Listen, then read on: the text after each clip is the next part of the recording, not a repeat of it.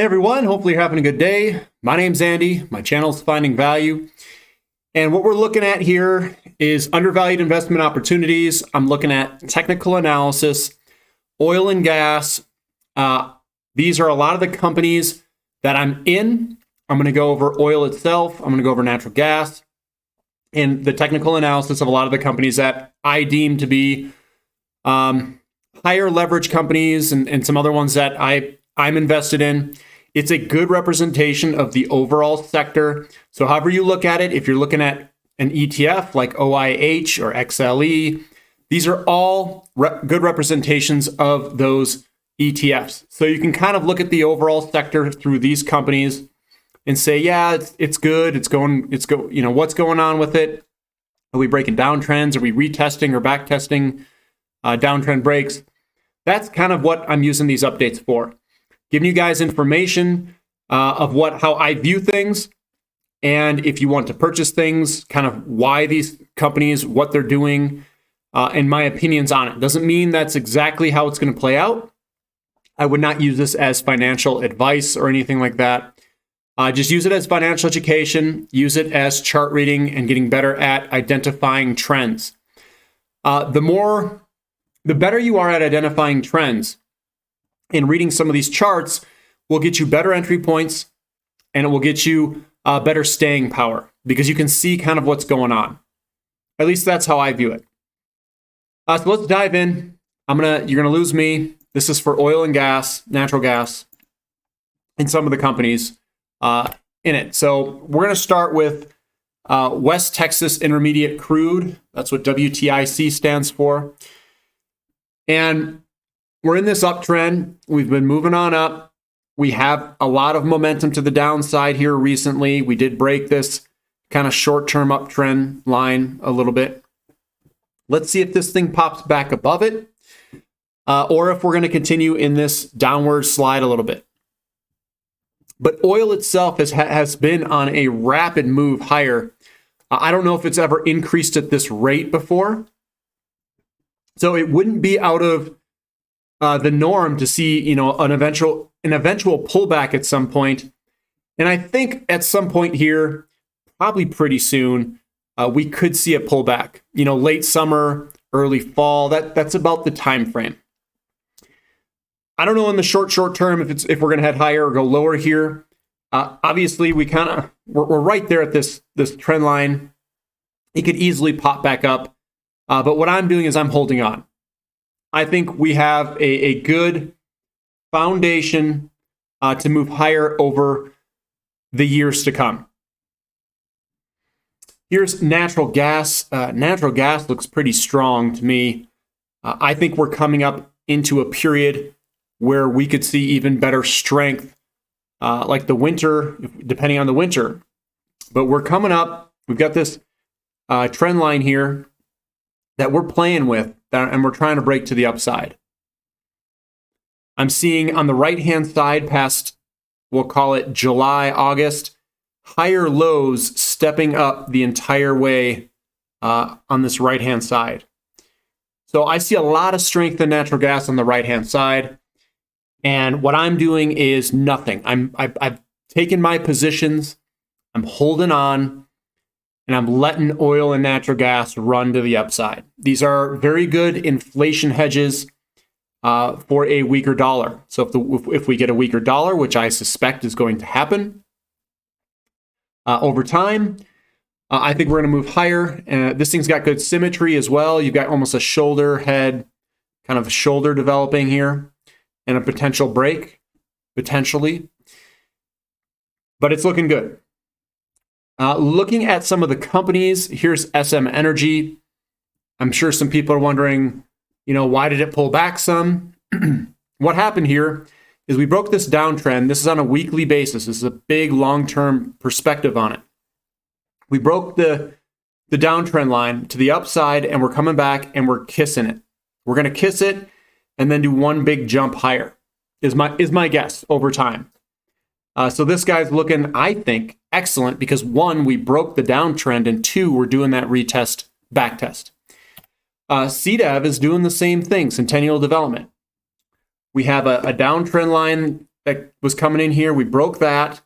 We create a shoulder, a head, and a shoulder, or a cup and handle pattern. Doesn't really matter. It's all the same thing. We broke to the upside. We came back. We're kissing this line again. And we're going to say, see ya. We're never going to see you again. And we're probably going to head higher at some point. We could chill out here for a little while. Or we could kind of do a little U shape back higher. But I think overall, in a long-term perspective, we're going to kiss this line and kiss it goodbye to move on higher. Callon Petroleum, this one is still putting in a lot of work. You can draw a line across here. We got a shoulder, head, kind of shoulder developing. We broke out. We're kind of coming back to do a little last kiss before heading higher, but we do still have this downtrend line above it. Southwestern Energy broke its downtrend line, and it is more of a natural gas company. If we see natural gas strength, I suspect Southwestern Energy is going to do pretty well. And to me, by looking at this, we've got the 50-day coming up. It's about to cross the 200-day. I think everything looks really good for a long-term picture here. And if you kind of just look from a long-term perspective, we had an uptrend here. It went sideways. We had a downtrend, and then we broke the downtrend. We may go sideways a little bit to higher. So sideways to higher is what I'm expecting here. Antero Resources breaking its downtrend line. Could this come back and give it a one last kiss? It could. But up here, I think it's a low risk, high reward area for a decently long-term hold. So it looks good. Tellurian, I backed out as far as I could. This is back in the 1980s. You draw the trend line in. I would be looking for a break to the upside. There's a lot of things going on with Tellurian from a company perspective. I think they got some contracts. They're going to be building a liquefied natural gas terminal. And if this all goes through, I think we could see this big long-term downtrend break. We could see earnings. We could see a whole bunch of things turn around for this company. And in the market condition and environment for liquefied natural gas, I think TEL's positioned pretty well. So that's another company I think will do decently well in a long term.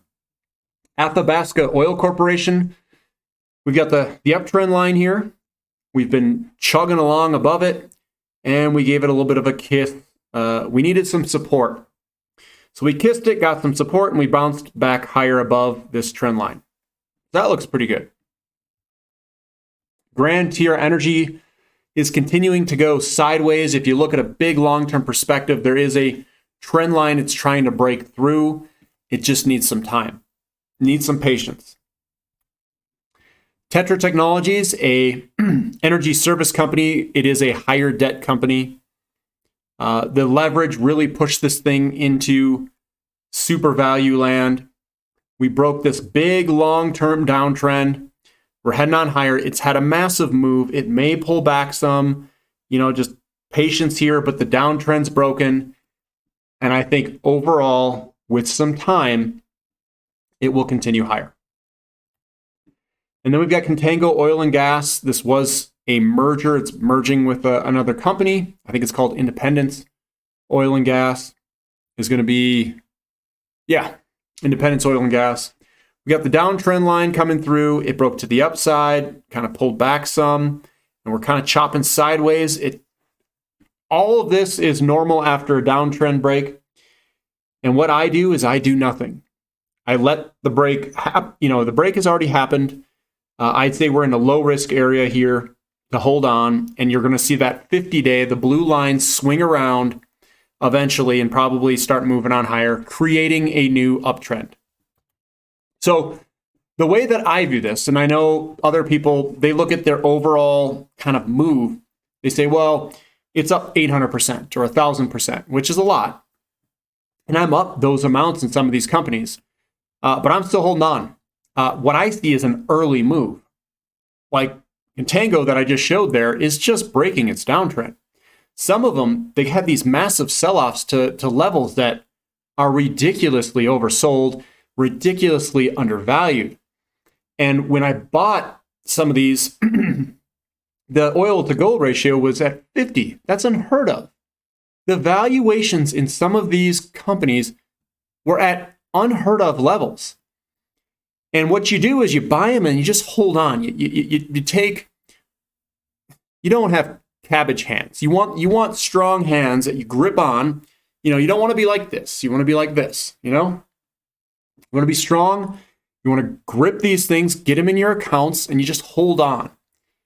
And the valuation, when things get revalued because of the market conditions, all these things are going to get valued differently and upward, in my opinion. Again, this isn't financial advice. It's just financial education. I don't want to be coming off like I'm selling these things. I'm not selling it. What I'm trying to tell you is the valuations are so low. They are so low that I would consider right now to be the beginning of the beginning still.